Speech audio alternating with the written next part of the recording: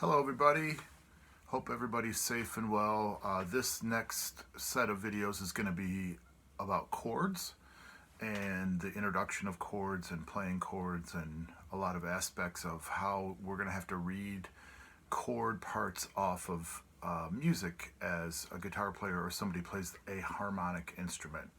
So that leads me into my first topic on this video, which is melody and harmony. So we play an instrument that allows us to play both of those things in music.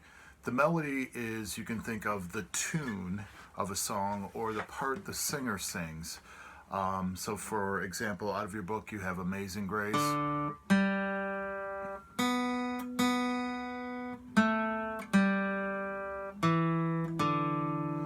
Those are single notes played one at a time, just like a singer could do, and most of the instruments in the band or orchestra could do. Flute, violin, trombone, they all play one note at a time, and often it's the groups of those instruments that make harmonies in a band. So a melody is a single note, the tune of the song. You can think of it as the singer's part, and we can really think of the melody as the main part of a tune or a song. And that is what we all most often remember about a song, is the melody, like Amazing Grace. When we play harmonies, we are actually doing stacks of notes at the same time. So instruments like the guitar and piano are harmonic instruments, and we are able to play what we call chords. So melodies provide the tune, which is again the main part of the song, and harmonies provide chords or a backdrop, which is the supportive aspect of the song, and we can think of that as the accompaniment. We are supporting the music with an accompaniment and playing chords. So we are really not the main part of the song. You want to think of the rhythm section as instruments like guitar, piano, bass, and drums. We are there to support the melody and keep the rhythm going.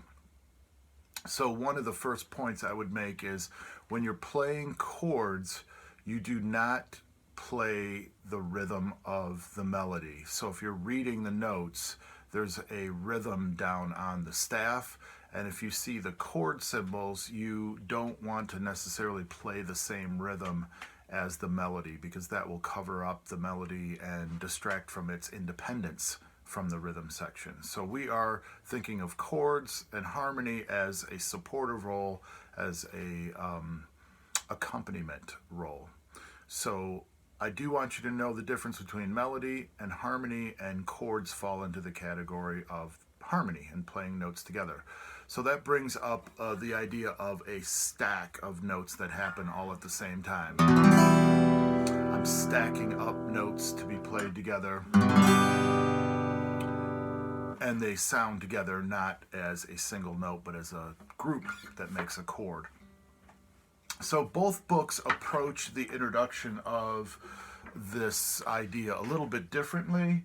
In the Hal Leonard book, they introduce chords on page 17, and they show a couple of pictures of chords, and they give you an easy version of those chords by saying you can strum the top 3 strings, the third, second, and first string of the picture they show you, and get an easy version of that chord.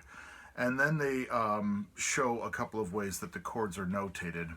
I'll read what it says a chord is here on page 17, playing chords. A chord is sounded when more than 2 notes or strings are played at the same time. Now that right away leads us to believe there has to be 3 notes. It says more than 2. To begin, you will be playing chords on 3 strings with only 1 finger to press. Disregard the light gray finger numbers on strings 4, 5, and 6 until you can easily play the 1 finger versions of these chords below. I don't think that's necessary for a player who's got some hand strength. I sometimes use that approach with children when they can't hold down multiple notes at the same time. You're going to have to find for yourself whether you're ready to hold down more than 1 note at the same time. I think most of you will be able to do that. And it says, study the illustrations for the chords above. An O is above the string, indicating that the string should be played open. So when you see the chord diagrams and it has a 0 above the nut in the picture, that means to play that string open. And when there's an X there, that means don't play or include that string. And that's a very important concept, is not to include strings that are not in the chord. They will change the chord sound and kind of cause a deconstruction effect of the harmony, which is not good. So the 0 is indicating an open string, and X is indicating a string that is not played at all. Refer to the hand positions in the below photos for additional guidance. So they show you some pictures, and you have to be a little careful again of following the pictures of the hands. Your hand may be a different size. In the ones I'm looking at here, the pinky does not look very relaxed. So any finger that's not pressing down, you want to keep relaxed. Try to watch out for your pinky curling up or fingers sticking out away from the fretboard when you're playing a chord. You don't want that either. It says depress the strings indicated with the tips of your fingers. Arch your fingers to avoid touching strings that are to be played open. Very important there. You got to stand up on your tips and not touch adjacent strings. Strum over the strings with a downward motion, and we do eventually use a down and up motion. And all strings should sound as one, not separately. We do use a technique called arpeggios, which is a broken chord, where we can play chords with single notes one at a time. So they're suggesting, and this is important, that you play all of the notes together in a chord. But you can play a technique where you play each individual note. We call that an arpeggio, a term that comes from like a harp might sound a chord. So the notation is introduced here too, where they show you a exercise number 33 on the same page, and there are slashes there. It says practice the following exercise, strumming once for each slash mark. Keep a steady beat and then change the chord fingerings quickly. It's in 4/4 time, and there are 4 slashes for each measure and a downward indication in each measure as well. Downward picking I'm referring to.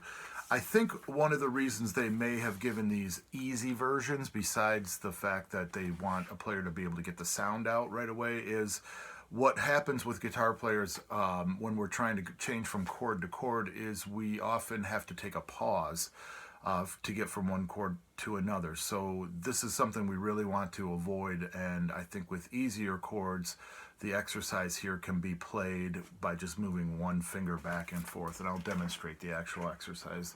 They show the C chord with one finger on the note C, playing the top 3 strings, and then G7. No pausing in between. 2, 3, 4, 1, 2, 3, 4, 2, 3, 4. They show that last strum as a empty slash or diamond, which represents a whole note, so you're letting it ring for 4 beats. And then they proceed to show Tom Dooley, which again, as a guitar player, doesn't really give you much information as far as chords. All they show is a chord symbol written above the music. And again, I do not imitate the notes rhythm. So there's a dotted half note there. I don't want to play the chord and just let it ring for 3 beats, because I have then let down the person singing the tune in the rhythm. I have stopped providing the rhythm. They can't hear the beats anymore. And every time they go to articulate a word, I'm going to be hitting a chord instead of providing a steady beat. So you think of a drummer playing, and if a singer is going to hold a note, the drummer does not stop playing the beat while they're holding the note. They continue to play that beat and have the rhythm underneath the singer. So that's very important. And we talked about briefly 3 elements of what a player would need to know if you were making a simple chord chart, or we talk about this. And this is the time signature, the measure lines, and the actual chord name. So when I'm looking at some music, I need to know how many beats are in a measure, because I can do different strumming patterns that are 3 beats or 4 beats or 2 beats. And I can then look at the number of measures that I play of that chord. So you don't change chords until a new chord name is given. And then the chord name itself tells me what harmony to play. So once the Hal Leonard book introduces that, you're kind of off to the races. They show you a few more chords in the next page and a few more exercises, and then they start to intertwine the exercises with the pieces that have melodies written out. And then, of course, at the end of the book is our list on page 47 of chords that we need to learn, and I'll do that in a separate video talking about the chords and physically playing them. So those will be the chords we're trying to memorize for this class. There are 15 chords. So let me go over to the Distler book here for a moment and just talk about some of the things that she introduces in the beginning of her chord chapter. It's a little bit more theory-based, you could say.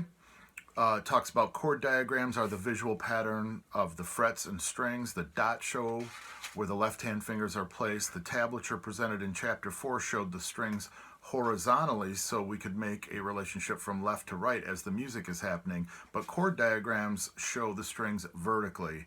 This system is more convenient for chords because they are fingered at a point in time. And this has become a standard way that guitar players are showed chords, especially because reading chords can be a little bit more difficult and can take time on the music staff to be able to read all of those notes. And it takes time, just to read single notes on the guitar or any instrument. So playing chords on the guitar can be a little bit difficult to read, and this allows people to look at a picture of the chord and get an idea of how to finger it very quickly. The left-hand fingers are placed to the left of the fret as close as possible, but not on top of the fret, because that could mute the chord. This produces the clearest tone. The thumb is placed as a guide behind the neck with pressure at the middle joint, not at the tip. So keeping on the pad as best you can. And you're going to find that the thumb is going to have to move back and forth as you're playing these different chords. Every chord is going to require a slightly different hand position, so never think or believe that you can just leave your hand in one spot and be able to play different chords. You're going to need to adjust. And the idea of the fingers being close to the frets is very important because, again, like we've talked about with single notes, if you're not close to the fret, you're going to get a rattling sound. So you might be playing a chord and the bass note is rattling, and it might not be the fact that you're not pressing hard enough. You just might not be close enough to the fret wire. So keep that in mind. Okay, so I'm just going to kind of wrap this video up with a few things that she says about chords on page 37. That was page 36 in the new PDF that I sent out, Chapter 5. Guidelines for playing chords and the correct strings. A note or pitch is a tone produced by playing one string, like we referred to in melodies. Single notes, as we learned, are designated by letter name only. For example, A, C sharp, D, E flat. A chord is the sound produced by playing 3 or more strings, as we alluded to from the Hal Leonard. 3 or more strings. A chord, in order to be a complete major or minor sounding chord, as we will name them, needs to have 3 notes. By definition, a chord requires 3 notes, she says, or more letters, could have more than 3, played and blended together. On the music staff, a chord would have 3 or more different tones or notes.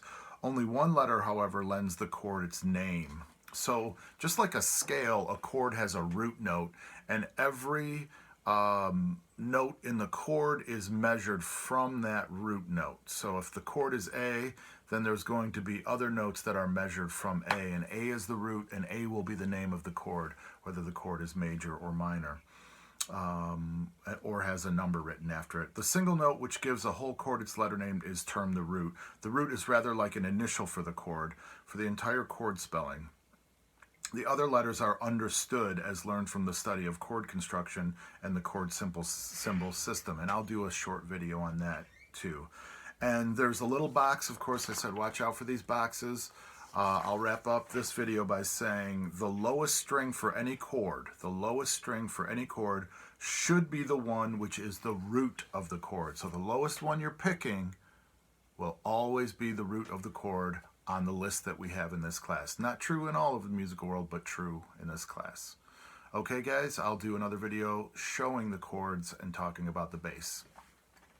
Have a great day.